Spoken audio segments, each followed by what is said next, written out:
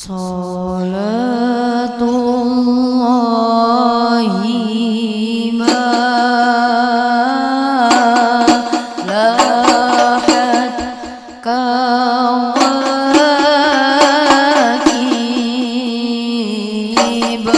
ala Ahmad khayri marrakiban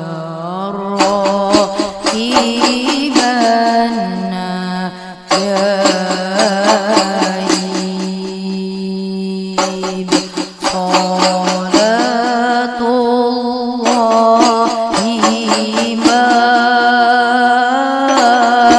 lahat kawakib ala Ahmad khayri marrakiban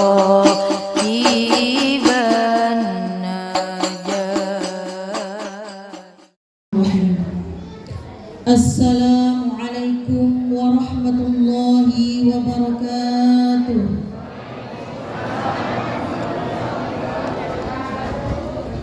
Alhamdulillahilladzi amarna bittaqwa wa wassa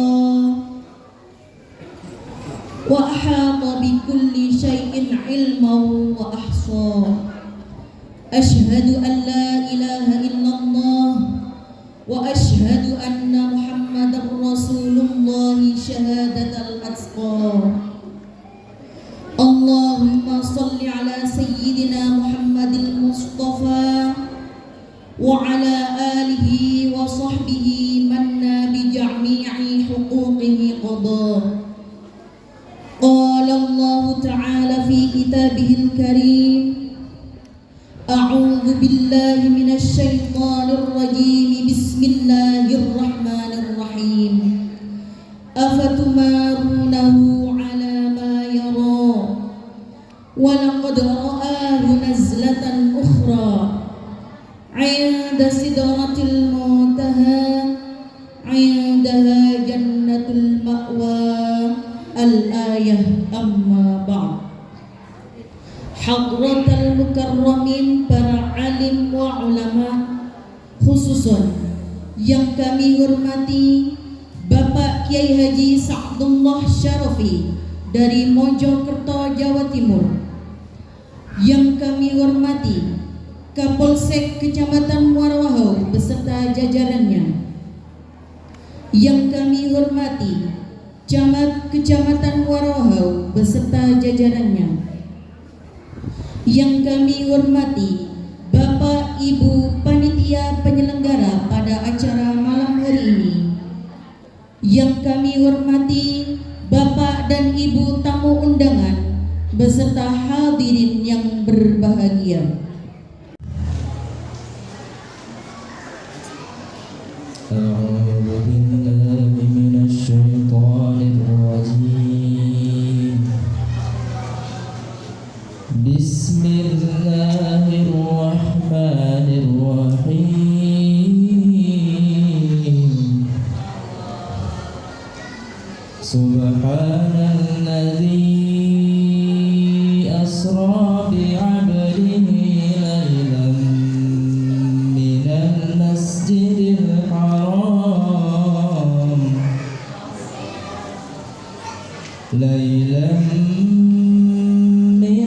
المسجد الحرام إلى المسجد الأقصى الذي باركنا حوله لنريه من آياتنا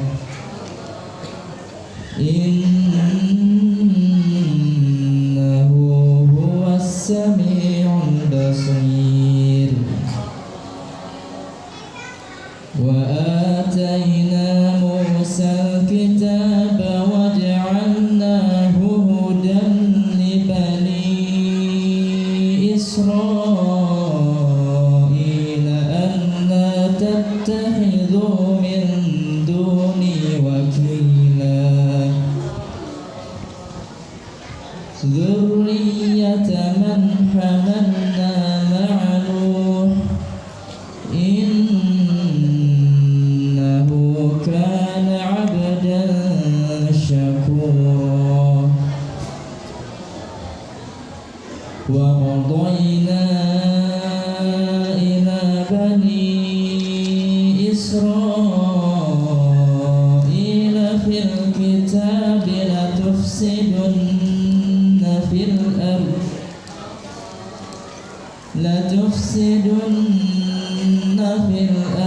مرتين ولتعلن علوا كبيرا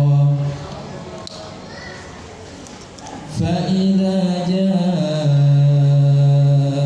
وعد أولاهما بعثنا عليكم عبادا لنا أولي بأس شديد فجاسوا خلال الديار وكان وعدا مفعولا ثم رددنا لكم الكرة عليهم وأمددناكم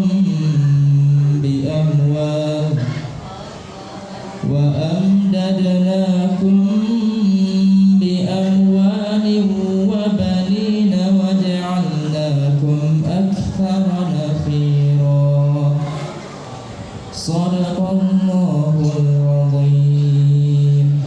Dari Ketua Panitia Penyelenggara kepada Bapak Haji Rubai, kami silakan. Assalamualaikum warahmatullahi wabarakatuh.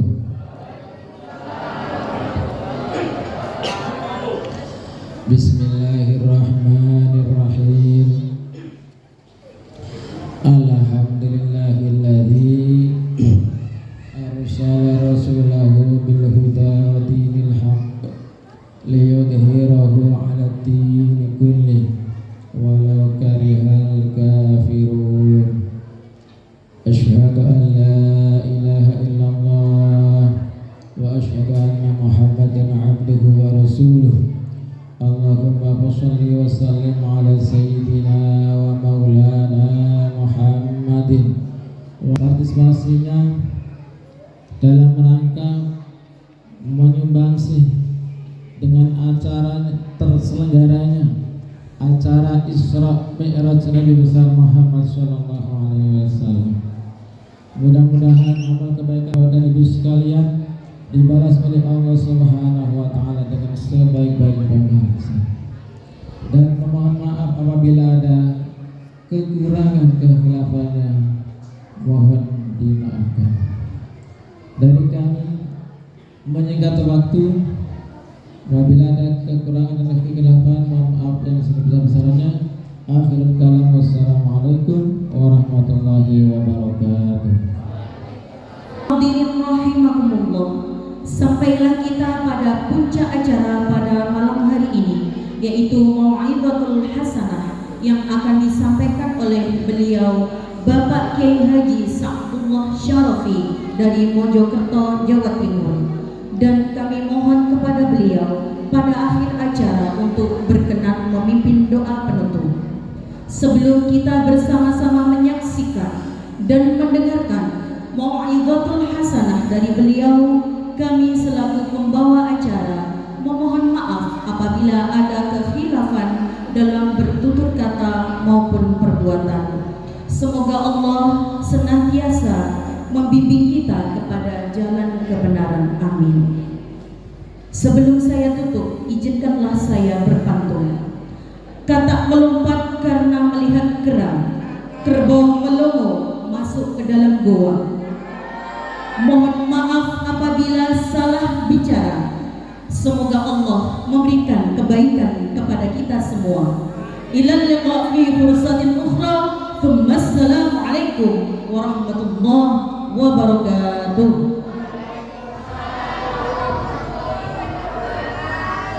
Kepada Bapak Kiai Haji Sa'dullah Syarafi kami haturkan.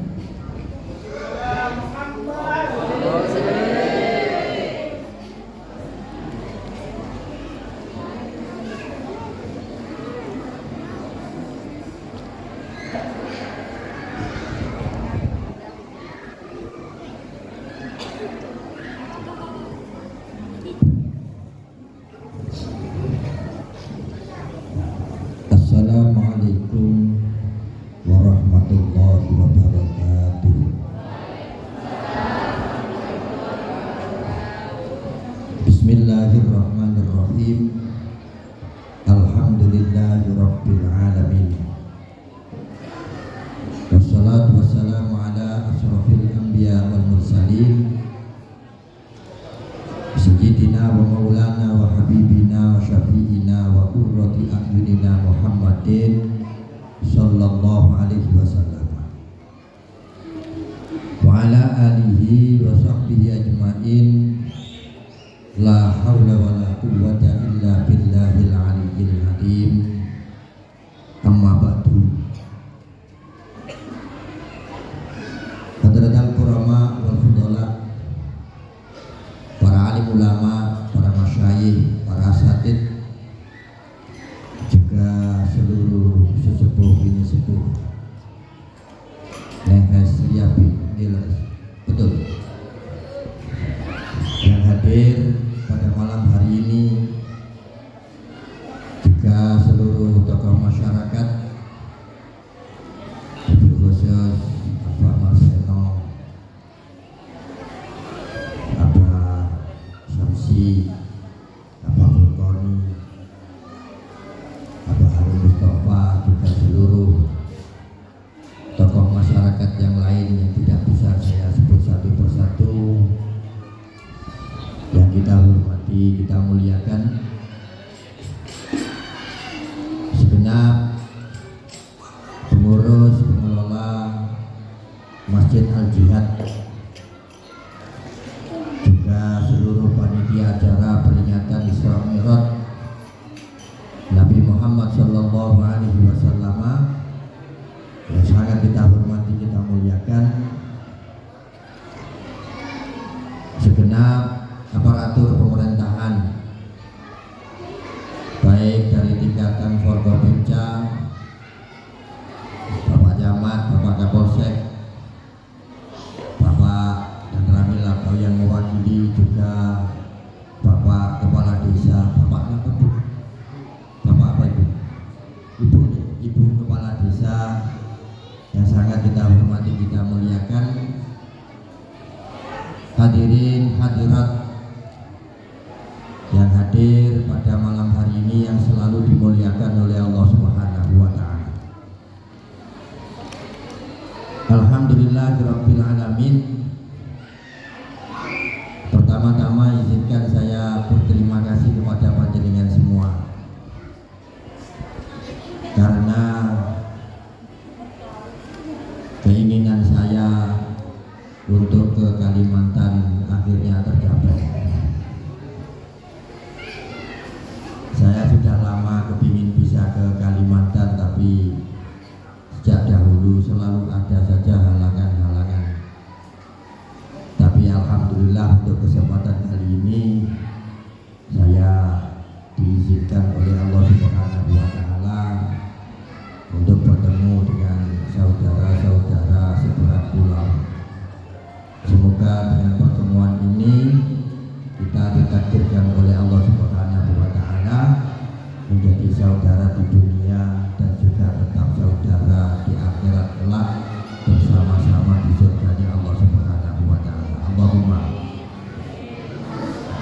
Tidak lupa terima kasih yang sebesar-besarnya kepada Rasulullah sallallahu alaihi wasallam. Allahumma shalli wa sallim wa barik ala sayyidina Muhammad. Semoga yang hadir pada malam hari ini, khususnya umumnya seluruh masyarakat Nehes Riabi beserta seluruh anak cucunya, beserta seluruh keluarganya, beserta seluruh leluhur-leluhurnya, berkah dari bulan Rajab, berkah dari bulan Sya'ban, dan berkah dari bulan Ramadan yang akan datang, sekaligus berkah dari Isra Mi'rajnya Rasulullah sallallahu alaihi wasallam. Semoga kita semua tergolong menjadi orang-orang yang mendapatkan cintanya Rasul, menjadi orang-orang yang disyafaati baik di dunia maupun di akhirat. Allahumma. Allahumma. Hadirin hadirat yang dimuliakan oleh Allah Subhanahu wa taala, saya sebenarnya tadi agak grogi. Turun dari pesawat, naik mobil berjalan ke sini, baru diberitahu bahwa yang hadir di masjid nanti beragam bahasanya, dan saya diminta untuk memakai bahasa Indonesia. Sebenarnya dalam itu kok nggak bilang kemarin-kemarin? Kan saya bisa latihan. Saya kan terbiasa mengisi acara di Pulau Jawa. Mulut saya ini terbiasa mengucapkan dalam bahasa Jawa. Saya hanya mengucapkan dalam bahasa Indonesia itu ketika berada di kelas bersama para mahasiswa. Tapi itu kan kuliah, bukan ceramah. Nah ini ceramah diminta pakai bahasa Indonesia. Ya semoga tidak mengecewakan panjenengan semua. Allahumma. Saya tidak tahu harus pakai bahasa Indonesia yang bagus bagaimana untuk mengganti kata panjenengan. Tapi kata panjenengan ngerti nggak? Iya, itu bahasa halus untuk Anda. Kalau bahasa Indonesianya Anda, tapi kalau bahasa Jawanya itu panjenengan. Tapi panjenengan itu lebih halus dari Anda. Izinkan saya pakai yang satu itu untuk menghormati panjenengan semua. Jadi satu ini izinkan saya tetap memakai bahasa Jawa. Nanti kalau misalnya terpeleset pakai bahasa Jawa tolong diingatkan. Karena sudah kadang terbiasa pakai bahasa Jawa. Oke. Saya tidak akan menerangkan tentang Isra Mi'rajnya Kanjeng Nabi Muhammad SAW. Kenapa? Karena ini sudah sabar. Sudah sabar. Ini peringatannya tidak hanya telat. Ya, mundur tidak 1-2 hari, 1 bulan. 1 bulan. Terus kemarin kemana aja? Tapi ya tidak apa-apa sih. Mungkin kalau diadakan di bulan kemarin, saya yang tidak bisa datang. Karena biasanya kalau masuk ke bulan Rajab itu saya pasti separuh kegiatan itu menggantikan bapak saya.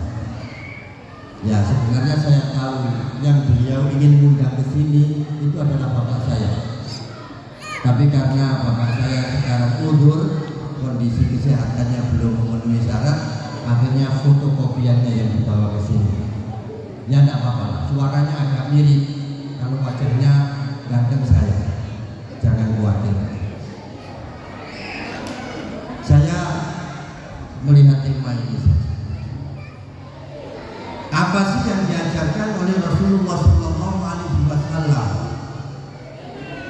Apa yang diteladankan oleh Rasulullah SAW dalam peristiwa Isra Mi'raj?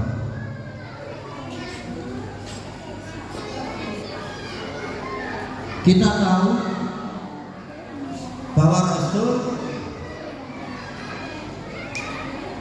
oleh Allah dinaikkan ke langit nomor 7, dinaikkan ke Sidratul Muntaha, mencapai derajat Khatamul Anbiya wal Mursalin, tapi sekaligus Sayyidul Anbiya wal Mursalin, nabi terakhir, tapi sekaligus nabi paling utama dari sekian nabi yang pernah diutus oleh Allah Subhanahu wa Ta'ala. Kita mungkin melihat prosesnya itu saja sehingga kita ini sering terpana, kok bisa?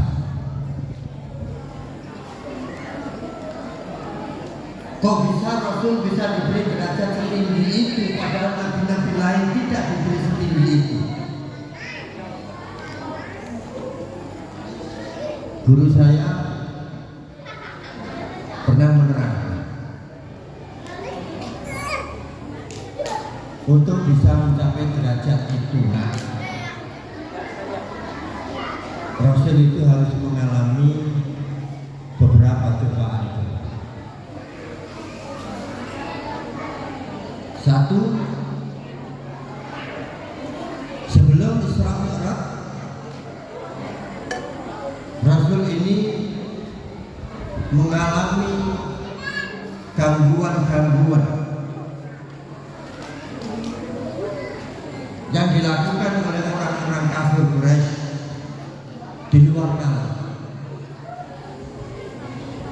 Yang kedua, sebelum mengalami Isra Mi'raj, Rasul ini ditinggal oleh 2 orang yang selama ini menjadi pendukung utama. Satu, istrinya sendiri, Nyai Siti Khadijah.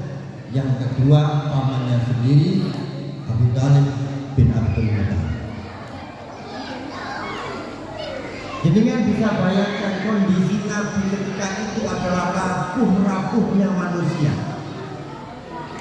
Di saat beliau ini butuh sekali sokongan-sokongan karena menghadapi tantangan yang luar biasa di masyarakat, ternyata pendukung utamanya ini malah dipanggil oleh Allah Subhanahu wa Ta'ala. Kalau kita itu yang mengalami pasti sudah putus asa. Tapi Rasul tidak. Tapi di tengah kegamangan itulah kemudian Rasul ini diberi hadiah oleh Allah Subhanahu wa Ta'ala, dinaikkan Isra Mi'raj dan kemudian mendapatkan satu perintah utama untuk menjalankan sholat. Kalau kita kembalikan ke Isra Mi'rajnya, maka pesan saya kepada jenengan semua, dari sekian banyak ibadah yang diajarkan oleh Rasul, satu ini tolong jangan sampai ditinggalkan, sholat. Kenapa? Karena sholat ini adalah satu-satunya ibadah yang langsung diperintah oleh Allah Subhanahu wa Ta'ala tanpa melalui malaikat Jibril alaihissalam. Ibadah yang lain kan enggak, Bu. Ibadah yang lain itu melalui wahyu yang menyampaikan selalu malaikat Jibril, kecuali sholat. Sholat ini beliau dipanggil sendiri ke atas, terus kemudian diberi perintah sendiri tanpa ada perantara sama sekali. Itulah kenapa meskipun ibadah-ibadah kita yang lain luar biasa, tapi kalau sholat kita biasa-biasa saja, maka nilai ibadah kita yang lain mengikuti nilai dari sholat kita. Sholat kita bagus, ibadah kita yang lain nilainya bagus. Sholat kita tidak bagus, ibadah yang lain juga ikut tidak.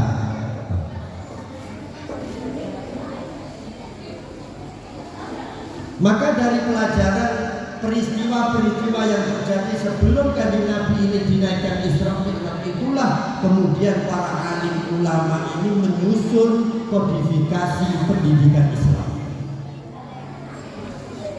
bahwa ternyata yang diturunkan oleh Allah Subhanahu wa Ta'ala kepada Rasul terkait dengan pendidikan itu tidak hanya tentang pendidikan fisikal, melatih perbuatan-perbuatan, tidak hanya pendidikan intelektual, melatih teori-teori, melatih keilmuan-keilmuan, tapi juga ada satu pendidikan utama yang tidak boleh ditinggalkan, namanya pendidikan mental. Pendidikan mental.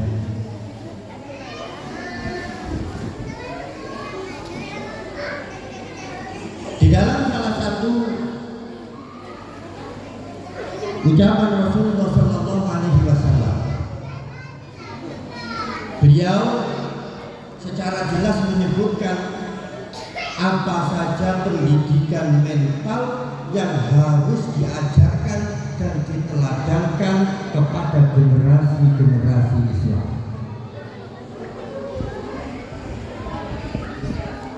Beliau menyatakan, Inna Allah astakhlasa hadha dina li nafsi. Ini makna bebasnya begini. Allah itu menciptakan agama Islam ini dalam kondisi bersih karena disesuaikan dengan sifat maha bersihnya Allah Subhanahu wa Ta'ala.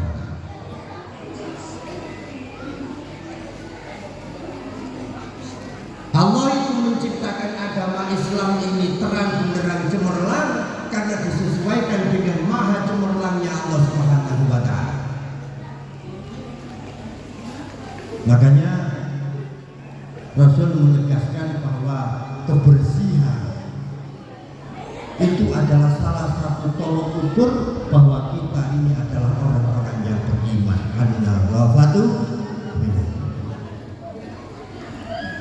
Maka jangan berharap kalau kita ini orang yang tidak peka dengan masalah kebersihan jorok, terus kemudian kita ini kepingin mendapatkan derajat yang tinggi di hadapan Allah Subhanahu wa Ta'ala. No way, nggak bisa. Kita tahu bahwa Rasul oleh Allah dinaikkan ke langit nomor 7, dinaikkan ke Sidratul Muntaha, mencapai derajat Khatamul Anbiya wal Mursalin, tapi sekaligus Sayyidul Anbiya wal Mursalin, nabi terakhir tapi sekaligus nabi paling utama dari sekian nabi yang pernah diutus oleh Allah Subhanahu wa Ta'ala. Kita mungkin melihat prosesnya itu saja sehingga kita ini sering terpana, kok bisa? Kok bisa Rasul bisa diberi derajat setinggi itu padahal nabi-nabi lain tidak diberi setinggi itu? Guru saya pernah menerangkan, untuk bisa mencapai derajat itu,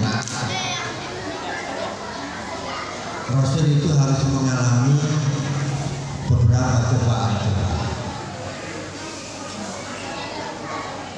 Satu, sebelum Isra Mi'raj, Rasul ini mengalami gangguan-gangguan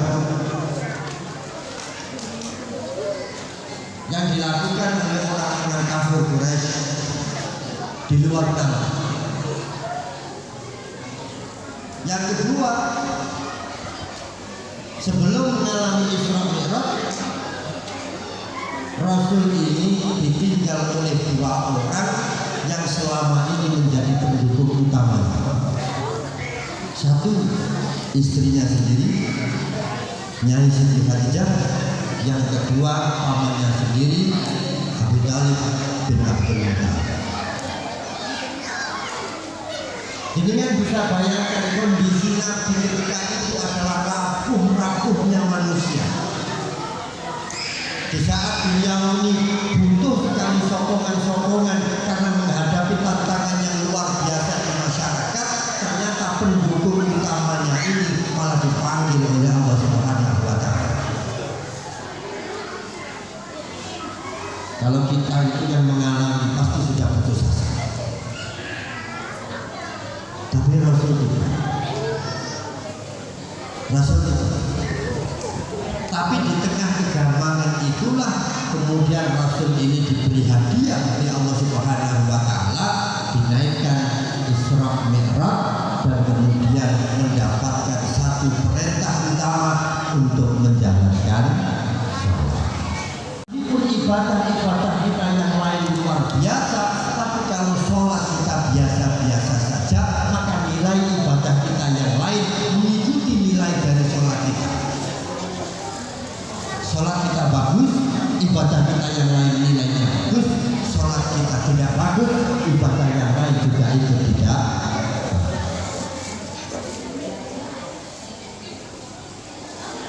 Maka dari pelajaran peristiwa-peristiwa yang terjadi sebelum Kanjeng Nabi ini dinaikkan Isra Mi'raj, itulah kemudian para alim ulama ini menyusun kodifikasi pendidikan Islam. Bahwa ternyata yang diturunkan oleh Allah Subhanahu wa Ta'ala kepada Rasul terkait dengan pendidikan itu tidak hanya tentang pendidikan fisikal,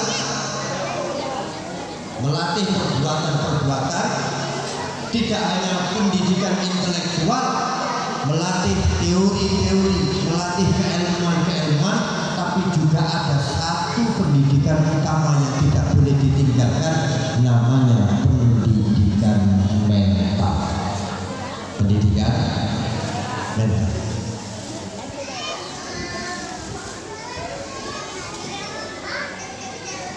Di dalam salah satu ucapan Rasulullah Sallallahu Alaihi Wasallam, beliau secara jelas menyebutkan apa saja pendidikan mental yang harus diajarkan dan diteladankan kepada generasi-generasi Islam.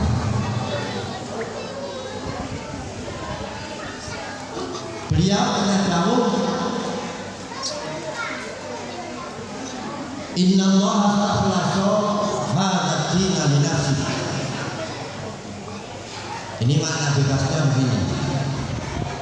Allah itu menciptakan agama Islam ini dalam kondisi bersih karena disesuaikan dengan sifat maha bersihnya Allah Subhanahu wa ta'ala. Ibadah kita di hadapan Allah Subhanahu wa ta'ala yang pertama itu adalah terkait dengan masalah kebersihan. Serius. Mohon maaf, jenengan teliti. Semua ibadah itu ketika akan dimulai oleh Rasul selalu disyariatkan untuk bersih-bersih. Kita mau sholat, wudu dulu. Bersihkan muka, bersihkan tangan, bersihkan rambut, bersihkan kaki, bersihkan mulut, bersihkan kuping, bersihkan semua panca indera. Kita mau mengerjakan sesuatu yang baik-baik, kita disunahkan untuk mandi dulu. Masuk hari Jumat, mandi dulu. Mau berangkat safar perjalanan kemana saja, mandi dulu. Mau masuk ke pertemuan, mandi dulu. Mau ikut ke pengajian, mandi dulu. Mandi enggak? Oh iya, harus mandi. Kenapa? Ini bukan soal masalah kosmetik dalam artian tampilan kita saja, bukan. Tapi kebersihan ini akan menjadi salah satu nilai utama yang akan menyebabkan ibadah kita ini diterima atau tidak oleh Allah Subhanahu wa ta'ala. Inna Allah akhlasa hadad dina li nafsihi. Makanya wala yasluku li dinikum illa. Bagaimana mungkin orang Islam itu bisa kuat kalau antara satu orang Islam dengan yang lain tidak peka dengan kebutuhan sesama? Maka yang saya lihat malam ini adalah orang-orang dermawan yang berkumpul jadi satu. Ya, meskipun acara ini dimaksudkan untuk kepentingan bersama, tapi setidaknya ketika jenengan mengeluarkan sesuatu untuk ikut andil dalam acara ini, itu kan juga melalui pertimbangan-pertimbangan. Ya, pertimbangan-pertimbangan. Maka kalau misalnya yang ada di rumah kita 2 miliar, terus kemudian untuk acara seperti ini kita keluarkan 10 juta saja, itu sudah sah. Kita keluarkan 20 juta, lebih baik, tapi itu masih sah kok. Kenapa? Itu hanya sebagian kecil dari yang kita miliki. Dan apa? Kita masuk setiap hari ke masjid, kita masukkan 1.000, kita masukkan 2.000, kita masukkan 5.000. Tapi setiap kali kita masuk masjid, masuk 1.000, masuk 2.000, masuk 5.000, itu akan jauh lebih dipertimbangkan oleh Allah untuk mengangkat derajat kita ketimbang kita hanya sekali memberi besar, tapi setelah itu tidak lagi.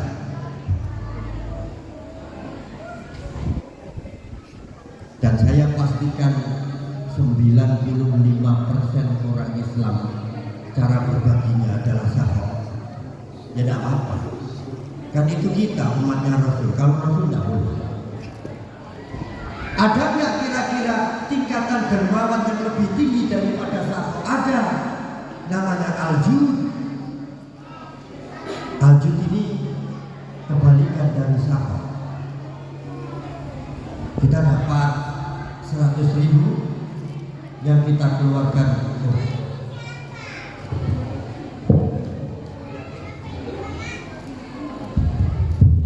yang kita keluarkan 80.000, yang kita keluarkan 20.000. Ini al-jud. Saya baru ngomong gini, panjenengan sudah tampak cemberut. Wah ya susah itu Gus. Pasti susah ya. Pasti susah. Itulah kenapa orang-orang yang mampu melakukan jud, semua ibadahnya dihitung seperti ibadahnya para aulia. Karena salah satu sifat yang wajib ada di wali-walinya Allah Subhanahu wa ta'ala itu adalah al-jud. Al-jud. Wali itu gini, Bu. Satu hari untuk kebutuhan hidupnya dia mampu menghabiskan uang 200.000. Lah kok ternyata hari itu rezeki yang didatangkan oleh Allah Subhanahu wa taala 1 juta, pusing dia. Ya Allah, saya hanya butuh 200. Ini kok datang ke saya 1 juta, ini 800. Rezekinya siapa? Kok dititipkan ke saya? Itulah kenapa ketika aulia mendapatkan rezeki lebih, mereka ini bukannya senang, susah.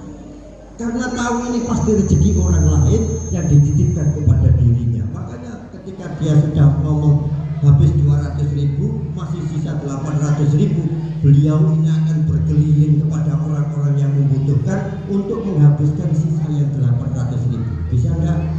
Enggak bisa, saya juga enggak bisa. Makanya enggak ada yang jadi wali di sini. Karena syarat menjadi wali itu adalah sifat al-jud, kemampuan untuk mengukur kebutuhan diri sehingga sisanya bisa dia tasarrufkan, bisa dia bagikan kepada orang-orang yang lebih membutuhkan. Enggak ada di sini. Termasuk saya maksudnya. Ada di sini yang terbiasa melakukan al-jud. 1 hari dapat 1 juta, diukur-ukur untuk kebutuhan keluarga dia habis 300.000, 400.000. Setiap habis hari sisanya ini dia masukkan ke masjid. Ada? Enggak ada. Makanya jangan ada yang bercita-cita menjadi wali. Kenapa? Karena ujiannya pasti datang, Bu. Ayo coba hari ini saja, ya Allah, tolong buatkan saya jalan untuk menjadi walimu. Buatkan saya jalan untuk menjadi kekasihmu. Besok cobaannya datang, paket lengkap, Bu. Serius. Baru dapat rezeki, orang yang membutuhkan itu datang semua. Tiba-tiba ada yang datang untuk hutang. Tiba-tiba sepeda motornya hilang. Kenapa? Sepeda motornya 3. Yang dia pakai cuma 1, yang 2 cuma dielus-elus saja setiap hari. Nah, karena tadi sudah minta jadi wali, maka yang tidak berguna ini disingkirkan oleh Allah Subhanahu wa taala. Baru saja dicuci, diletakkan depan rumah, hilang. Ya kalau berani silakan. Saya enggak sih. Ya saya cukup begini saja. Saya memberitahu dengan jalannya. Kalau mau monggo, kalau saya enggak, saya gini-gini aja. Saya protes kepada guru saya ketika beliau menerangkan seperti ini. Nah kalau modelnya seperti ini berarti umatnya Rasul ini tidak ada yang bisa melakukan ibadahnya para wali. Bisa, Gus. Kepada orang-orang tertentu kita bisa jud. Kepada orang-orang tertentu kita bisa muncul jud. Siapa itu Yai? 1 anak kepada orang tua.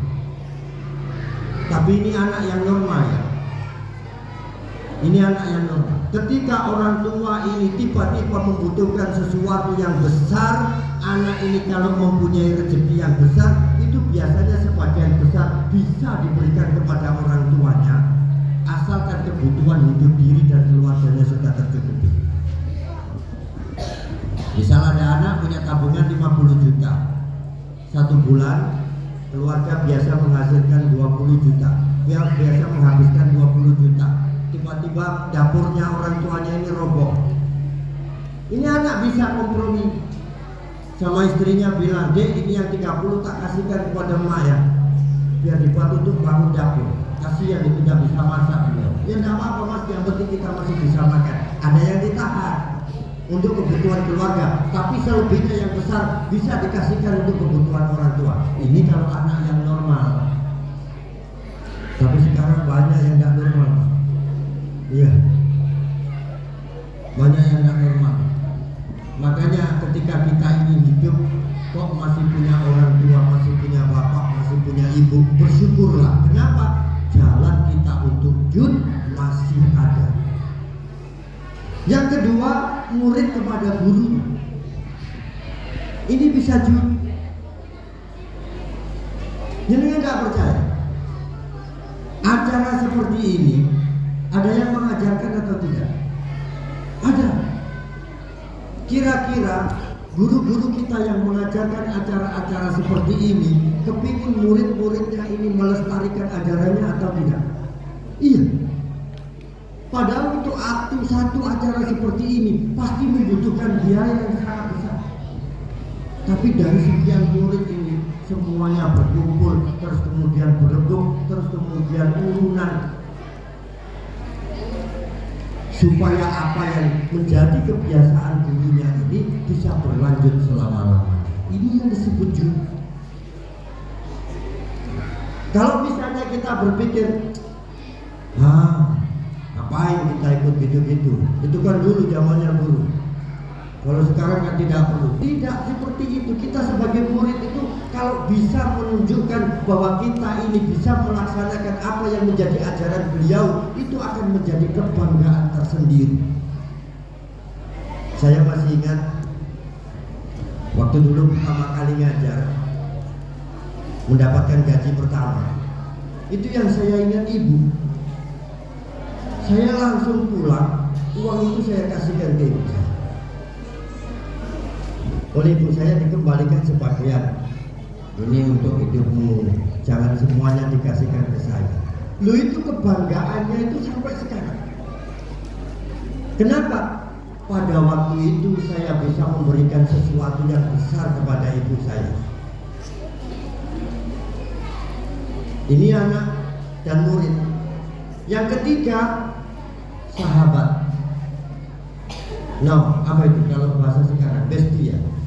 Apa? Bestie. Itu bisa. Karena masing-masing ini sudah tahu karakternya, masing-masing ini sudah ngeblend, sudah cocok. Makanya ketika salah satu ini membutuhkan, yang satunya itu ikut bikin. Yang satunya lagi butuh, sini pegang uang. Yang temannya ini datang belum ngomong itu sudah tahu, pasti kamu butuh uang kan? Iya, udah bawa aja ini. Terus kamu gimana? Gampang lah, nanti kita urus. Kalau kamu punya ganti aku yang minta sama kamu. Ya udah nggak apa-apa. Ini bestie, bisa. Makanya kalau kita punya teman, carilah beberapa ini yang bisa menjadi sahabat, orang-orang yang bisa saling mengangkat derajat antara satu dengan yang lain. Ada yang punya bestie enggak? Ada ya? Alhamdulillah. Karena saya suka, Rasul saja itu cari bestie loh, Bu. Iya, Abu Bakar As-Siddiq, Umar bin Khattab radhiyallahu anhu, Utsman bin Affan, Ali bin Abi Thalib, itu bestie-bestinya dengan Nabi. Kepada 4 orang ini, Kanjeng Nabi tidak pernah hitung-hitungan, dan 4 orang ini juga tidak pernah hitung-hitungan kepada Kanjeng Nabi.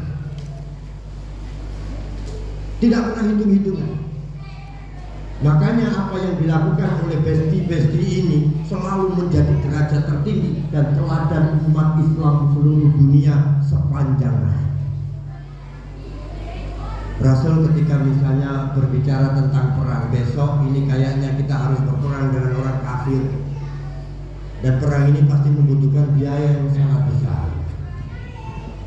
Rasul menyebut nominal itu para sahabat sudah pulang semua dari masjid, lalu kembali dengan membawa hartanya masing-masing. Tapi yang selalu dikenang oleh Rasul itu 2, Sayyidina Abu Bakar As-Siddiq radhiyallahu anhu dan Sayyidina Umar bin Khattab radhiyallahu anhu. Sayyidina Umar ini biasanya kalau pulang tanya kepada istrinya, kita punya berapa? 100 dinar, bawa ke sini yang lebih banyak, ambil secukupnya untuk dirimu. Buat apa? Kita mau perang. Ini mau aku berikan kepada Rasulullah Sallallahu Alaihi Wasallam untuk biaya perang. Al-Jud. Kalau Sayyidina Abu Bakar tidak, Sayyidina Abu Bakar ini malah lebih tinggi daripada Al-Jud, namanya Al-Isar. Al-Isar itu begini, ketika kita melihat ada orang yang butuh, kita punya 100 itu kita berikan. Bahkan kalau misalnya kita punya lebih, semuanya kita berikan. Ini Al-Isar. Ini adalah sifat ibadahnya para nabi dan rasul. Para nabi dan rasul.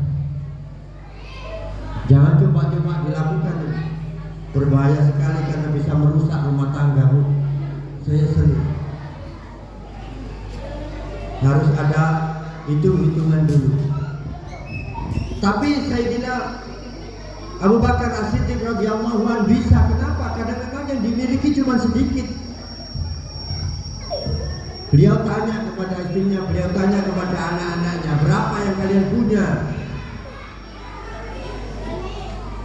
Beliau menjawab, Bapak, kita cuma punya 20 dinar. 20 dinar ini sampai masih bisa bekerja apa tidak? Masih bisa, oke, bawa ke sini yang 20 dinar. Semuanya mau dibawa kemana? Aku serahkan kepada Rasul. Begitu ngomong Rasul, seluruh keluarganya langsung sepakat. Oh ya, bawa aja semua. Memang keluarga yang istimewa, beda dengan keluarga kita.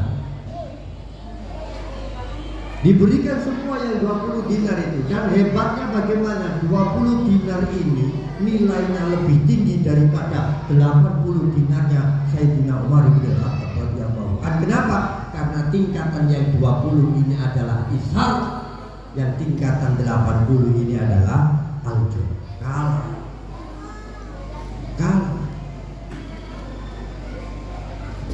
Jadi meskipun bukan Nabi, bukan Rasul, ada umatnya Rasul ini yang bisa melakukan ibadah-ibadah seperti ibadahnya Nabi Rasul. Siapa? Khalifah pertama.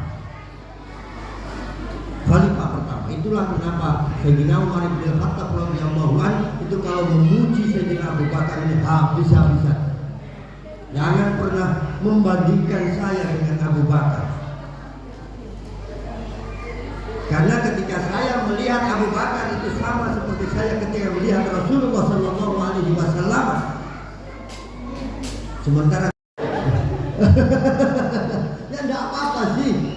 Yaitu namanya ibu-ibu seperti itu. Itulah hebatnya. Itu saya udah bilang itu, ini anaknya ibu ini berhasil itu masuk 10 besar.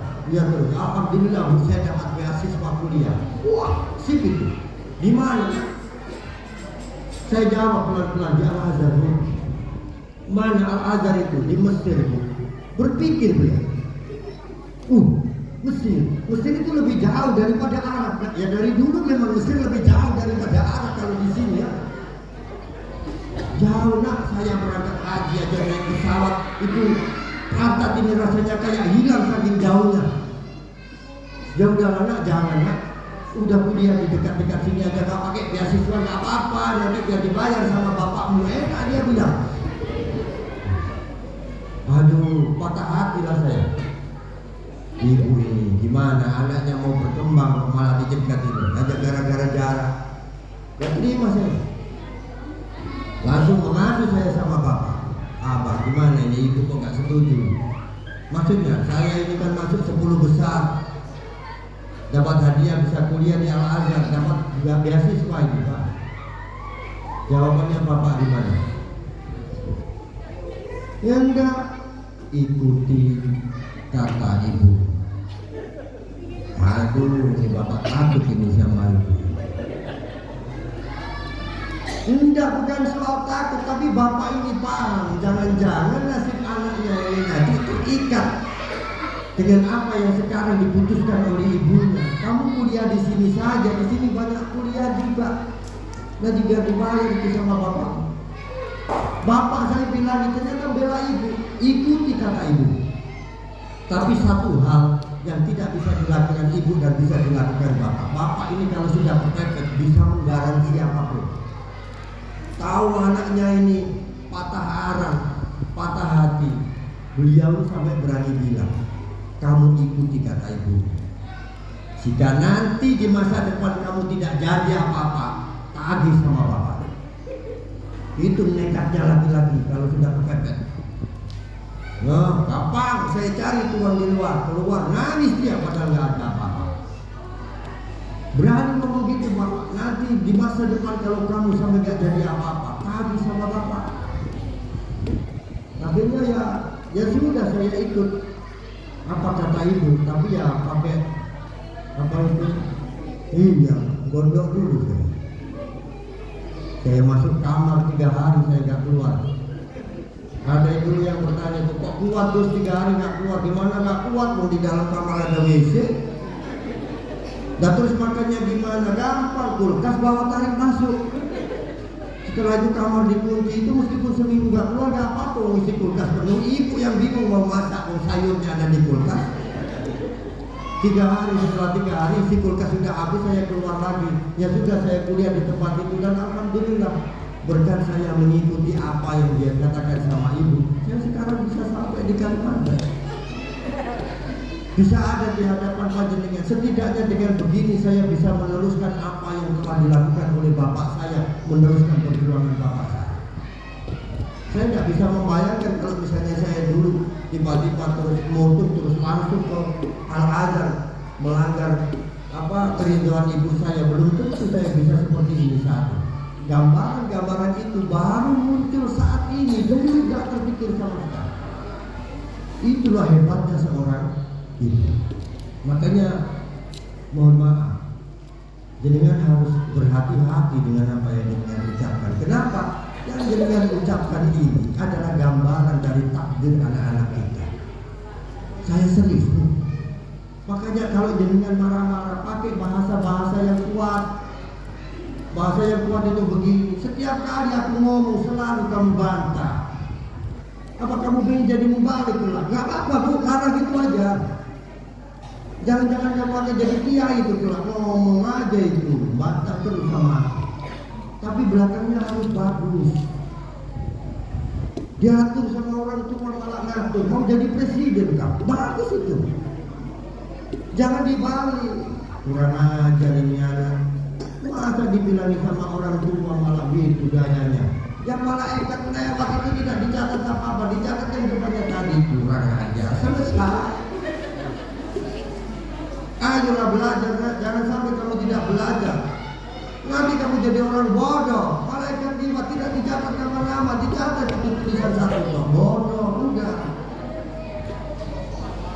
Sepakat ya? Jadi, karena kunci dari nasibnya seorang anak itu 75% ada di ibunya masing-masing. Kenapa? Karena jenenganlah yang memegang royalti anak 90%.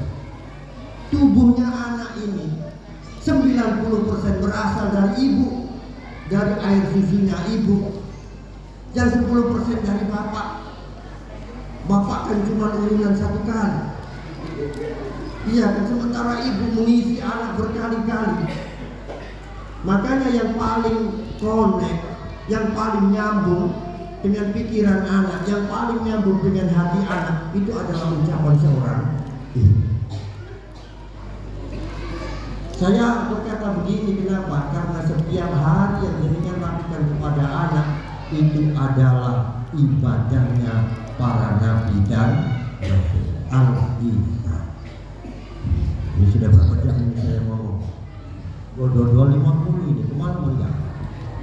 Kemalaman enggak? Iya. Loh kok enggak? Biasanya berapa jam? Nanti kalau yang jawab bapak-bapak ini betah-betah aja nih masih sampai jam 2. Biasanya sampai jam berapa? Jam? Ya sudahlah, kita di sini dulu. Sebenarnya masih ada satu lagi waktu 10. Tapi karena ini sudah panjang sekali keterangan saya, maka semoga kita masih diberi umur panjang. Suatu saat kalau misalnya saya masih dikandaki ke sini, yang kita bahas hari ini kita lanjutkan di waktu yang lain. Sepakat? Al-afwa minkum ihdinas siratal mustaqim. Assalamualaikum warahmatullahi wabarakatuh. Al-Fatihah.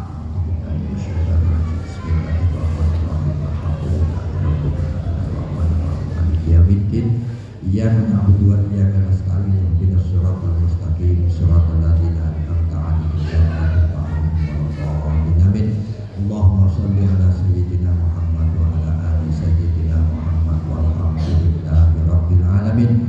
Allahumma shalli 'ala sayyidina Muhammadin abdika wa nabiyyika wa rasulika nabiyil ummi wa 'ala alihi wa sahbihi wa sallim taslima bi qadri 'azamati dzatika fi kulli waqtin wa hin. Allahumma shalli 'ala sayyidina Muhammadin wa alihi wa Fatimah wal Hasan wal Husain wa dzurriyyatihi wa alihi wa ashabihi wa ansharihim salatan tamla'u fazatina wa takunu biha lana wa lil mu'minina farajan wa mahrajan wa farhan wa shifaan wa surura. Allahumma jamilna bil afiyati was salamah wa haqqina bit taqwa wal istiqamah wa a'idna min mujibatin nadamah innaka sami'ud du'a. Bismillahirrahmanirrahim. Allahumma ya yassir kulli asir yassir muradana bi fatikal wasi. Bismillahirrahmanirrahim. Bismillahirrahmanirrahim. Allahumma ya muyassir kulli asir yassir muradana bi fadlikal wasi. Bismillahirrahmanirrahim. Allahumma ya muyassir kulli asir yassir muradana bi fadlikal wasi.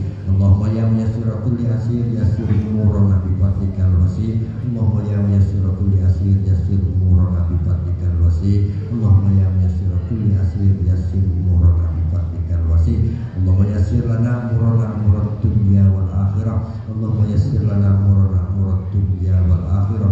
Allahumma yassir lana murana murad dunya wal akhirah. Rabbana zalamna anfusana wa illam taghfir lana wa tarhamna lanakunanna minal khasirin. Rabbana la tuzigh qulubana ba'da idh hadaitana wa hab lana min ladunka rahmatan innaka antal wahhab. Rabbi habli minas sholihin. Rabbi habli minas sholihin. Rabbi habli minas sholihin. Rabbana hab lana min azwajina wa dhurriyyatina qurrata a'yunin waj'alna lil muttaqina imama. Rabbana atmim lana nurana waghfir lana innaka ala kulli syai'in qadir. Rabbana atina fid dunya hasanah wa fil akhirati hasanah wa qina adzabannar wa adkhilnal jannata ma'al abrar ya aziz ya ghaffar ya rabbal alamin. Wa sallallahu ala sayyidina Muhammadin nabiyil ummi wa ala alihi wa sahbihi wa sallam. Subhana rabbika rabbil izzati amma yasifun wa salamun alal mursalin walhamdulillahi rabbil alamin. Bismillahirrahmanirrahim.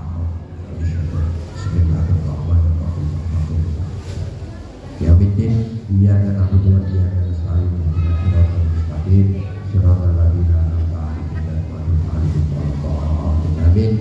Mohon maaf bila ada salah kata. Al-afwa minkum. Assalamualaikum warahmatullahi wabarakatuh.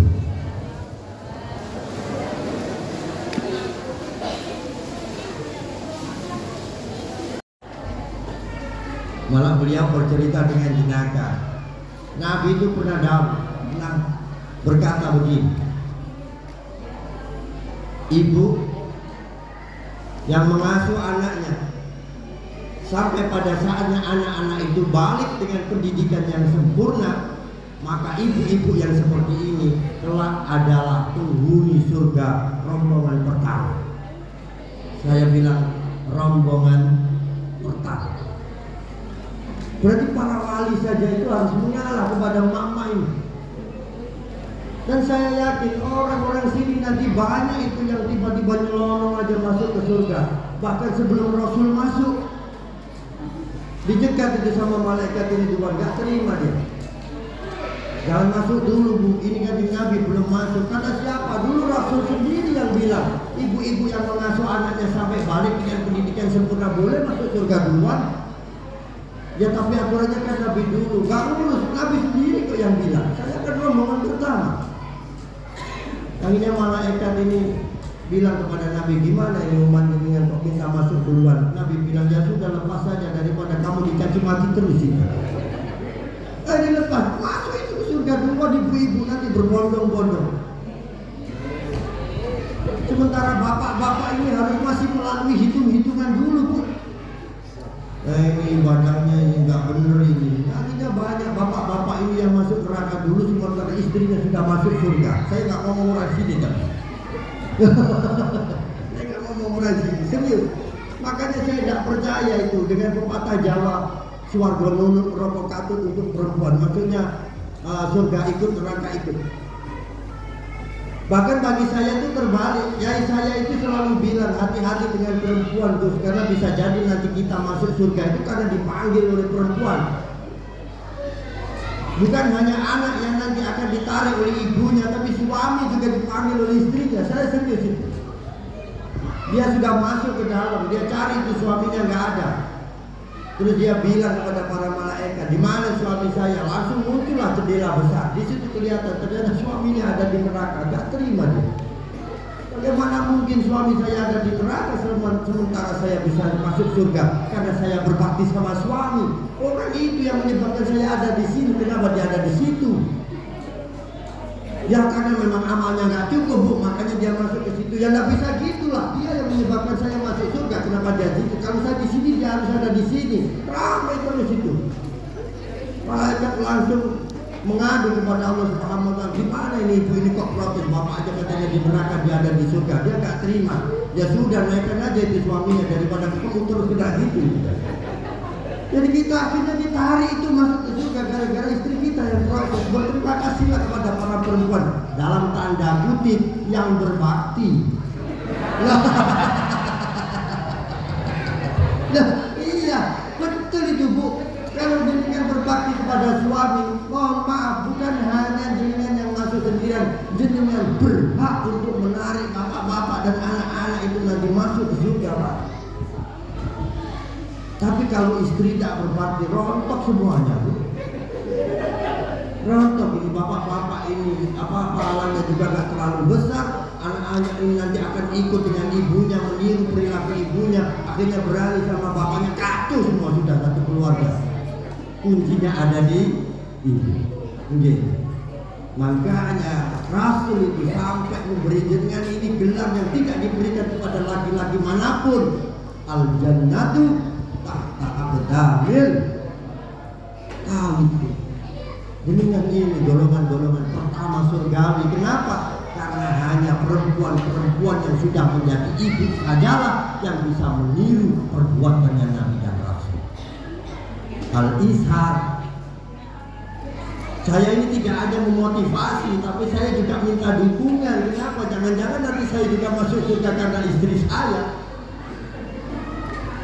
Kalau beliau lihat video nanti terus hatinya terbuka, terus lebih berbakti kepada saya, alhamdulillah anak saya terus dididik dengan lebih baik, saya bisa keluar dengan lega, jalan-jalan ke sini, istilahnya berdakwah ke sana kemari. Hati saya ini meninggalkan rumah ini dengan hati yang lega, tidak terbebani bagaimana nanti kalau istri saya tinggal, bagaimana kalau anak saya tinggal.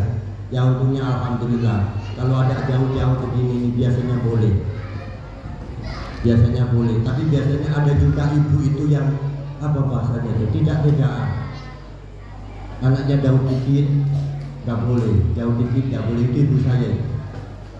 Ya, ibu saya. Tapi tidak apa-apa. Kenapa? Karena firasat seorang ibu itu adalah takdir anak di masa depan.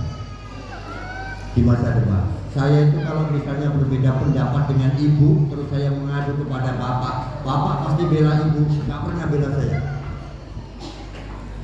Pernah itu satu kali, saya lulus setara SMA, namanya Madrasah Muallimin.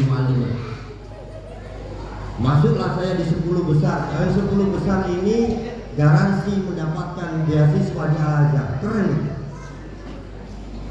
Karena guru-gurunya itu banyak yang alumni. Saya sudah dipanggil sama dia itu. Kamu masih 10 besar ini, tinggal menunggu aja keberangkatan ke Mesir. Nanti kamu akan dapat beasiswa sekolah di Al-Azhar. Siap ya. Yang belakang dia ngomong, tapi ya kamu harus minta izin dulu sama bapak sama ibu kamu. Aduh, ibu ini. Jangankan Mesir, Bu, ibu saya itu Jember aja jauh. Padahal jarak Jember dengan Mojokerto itu tidak sejauh jarak dari sini ke Samarinda. Gitu bagi saya ibu itu sudah terlalu jauh itu. Makanya saya ketika pulang itu di bis itu bisa merancang omong-omong bagaimana caranya supaya ibu saya ridho, saya bisa kuliah di Al-Azhar. Saya rancang sebaik mungkin. Benar, nyampe saya langsung puji-puji beliau. Alhamdulillah Bu, anak ibu ini berhasil masuk 10 besar. Bangga dia. Ya iyalah, anakku. Perempuan kan selalu gitu dong. Kalau anaknya berbakti, anaknya jadi juara, tiba-tiba jadi anaknya dia. Di sini juga sama. Sama penghargaan yang dapat ibunya. Bapaknya gak boleh datang. Jangan bapak bekerja aja, saya yang ngawal anak-anak. Kenapa? Nanti yang foto-foto ibu-ibu